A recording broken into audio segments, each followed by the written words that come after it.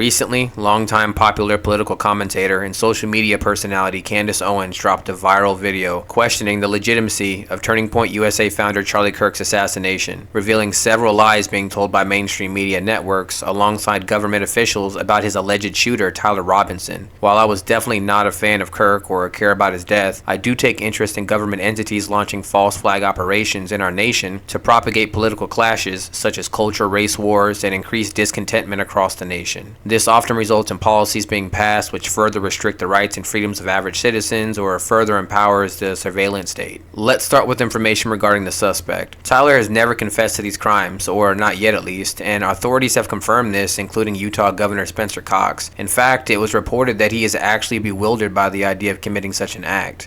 While Tyler does own a hunting rifle, he has stated that he only owned it as an heirloom passed down from a family member. While his family does appear to be very conservative, and some sources have claimed that they were fans of Donald Trump, including Charlie Kirk, this does not apply to Tyler. The FBI and mainstream media have shared screenshots of text messages claimed to have belonged to Tyler's phone. However, he claims that he never wrote any of them. In fact, in the reported messages, he refers to his car as a vehicle, yet video evidence from a traffic stop in 2022 shows that he clearly refers to his car as a car, like most normal people. Contrary to claims by the media, it appears as if Tyler's family does not actually support his guilt, and his father also never turned him in. In fact, the family friend reported by the media is a private detective with close relations to law enforcement. The detective's name is Mike Mitchell. He apparently called the family and asked for Tyler to turn himself in to avoid a much more aggressive and possibly deadly altercation with SWAT, who would eventually make a home arrest. Apparently, Tyler has never stepped foot onto Utah State University, the campus where Kirk was shot and killed. He was supposedly near the campus on that day, which would explain the reported possible photo of him at Dairy Queen. He was, however, accepted to Utah State University, which is in a completely different city. Considering Tyler was concerned about his safety regarding police swarming his home and possibly shooting him, it's pretty strong evidence that the man is not suicidal, which is contrary to Washington County Sheriff Nate Brooksby's claim that he was having suicidal ideations. Shortly after mentioning this, he admitted that Tyler was fearful of being shot by law enforcement. I mean, it surely can't be both. Was he suicidal or was he afraid of dying? Why did Brooksby seem so intent on explaining how he got on the phone with Mitchell, Tyler's supposed investigator friend? Nobody asked him this. It's a very odd thing to emphasize unless you're trying to convince someone. Another question, why is law enforcement so firm in covering up the identity of this friend who is or was a public servant? They surely didn't have a problem releasing the identities of anyone else involved in Robinson's life. According to his school records, Tyler had a perfect GPA. Why would someone so smart write a full confession of murdering someone in cold blood?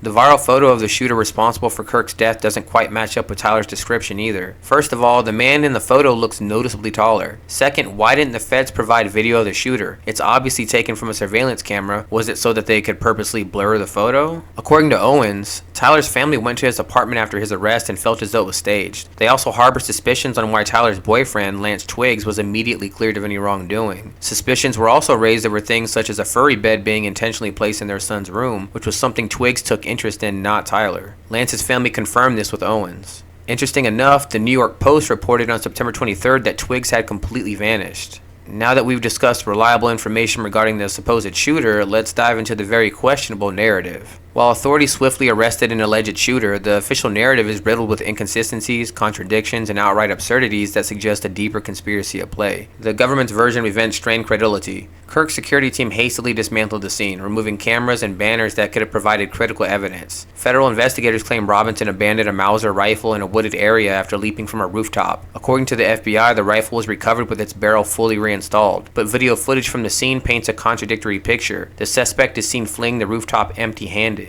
Weapons specialists note that a Mauser rifle cannot be disassembled and reassembled in mere seconds while running, much less with the precision required for accuracy. Yet the FBI insists Robinson somehow did exactly that, leaving the rifle in the woods fully assembled and ready for inspection, while simultaneously changing clothes mid-operation. Despite claims of a sniper shot, no bullet has been recovered, making forensic verification impossible. Ballistics matching, often touted as definitive proof, is itself a Hollywood myth. Bullets cannot be conclusively linked to a specific firearm. The suspicious circumstances surrounding Kirk's assassination bear the hallmarks of a false flag operation. The FBI and other agencies have a documented history of staging or enabling attacks to justify crackdowns on civil liberties, such as Oklahoma City and 9/11. Reports indicate multiple decoy individuals were present, suggesting a coordinated effort to mislead investigators. A private jet linked to the event mysteriously disappeared from public tracking systems, raising questions about elite involvement, and despite heightened tensions, Kirk's security detail failed to detect or neutralize the threat, reminiscent of the Secret Service's inexplicable lapses during the Trump assassination attempt.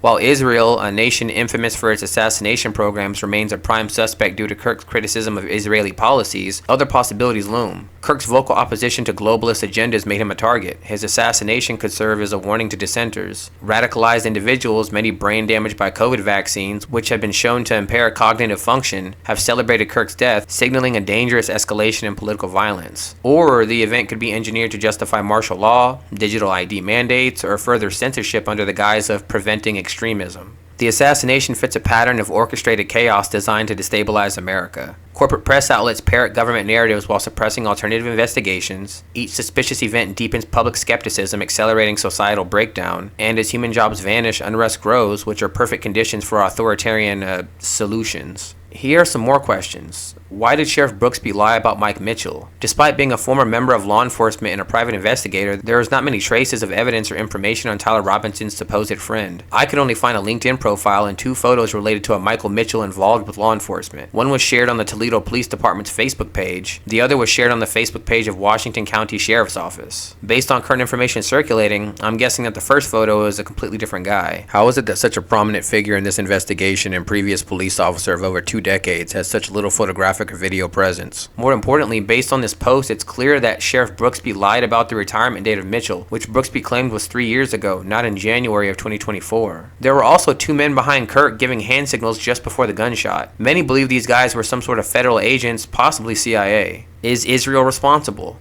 According to the Gray Zone, a Trump insider and longtime friend of Kirk told them that the assassinated conservative leader's turning point on Israeli influence provoked a private backlash from Netanyahu's allies that left him angry and afraid. Owens also slightly alludes to this information in her video. The source said anxiety spread within the Trump administration after an apparent Israeli spying operation was uncovered. Charlie rejected an offer earlier this year from Israeli Prime Minister Benjamin Netanyahu to arrange a massive new infusion of Zionist money into his Turning Point USA organization, America's largest conservative youth association, according to a longtime friend of the slain commenter speaking on the condition of anonymity. This source also mentioned that the late pro-Trump influencer believed Netanyahu was trying to cow him into silence as he began to publicly question Israel's overwhelming influence in Washington and demanded more space to criticize it. In the weeks leading up to his September 10th assassination, Kirk had come to loathe the Israeli leader, regarding him as a bully, the source said. Kirk was disgusted by what he witnessed inside the Trump administration, where Netanyahu sought to personally dictate the president's personnel decisions and weaponized Israeli asset like billionaire donor Miriam Adelson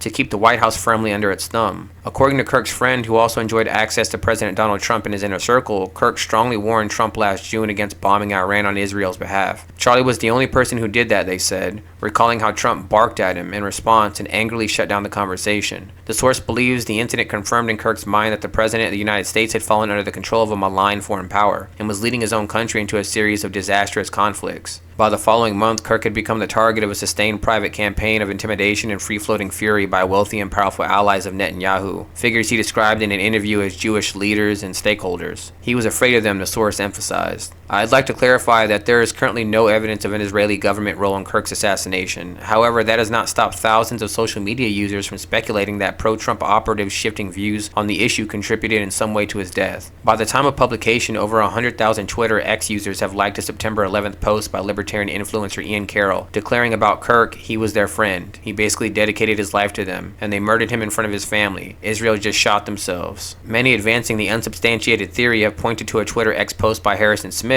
a personality at the pro-Trump InfoWars network, stating on August 13th, almost a month before Kirk's assassination, that he was told by someone close to Charlie Kirk that Kirk thinks Israel will kill him if he turns against Israel. The frenzied speculation has set off shockwaves in Tel Aviv, where Netanyahu was compelled to explicitly deny that his government killed Kirk during a September 11th interview with Newsmax. In my opinion, the Charlie Kirk assassination reeks of deception. Whether Tyler is a patsy or part of a larger scheme, one thing is clear: the official story doesn't add up. Americans must reject complacency, demand transparency, and prepare for the possibility that this was not just a lone gunman, but a staged event in the globalist war on freedom. Stay vigilant, question everything. The truth is out there, but those in power don't want you to find it.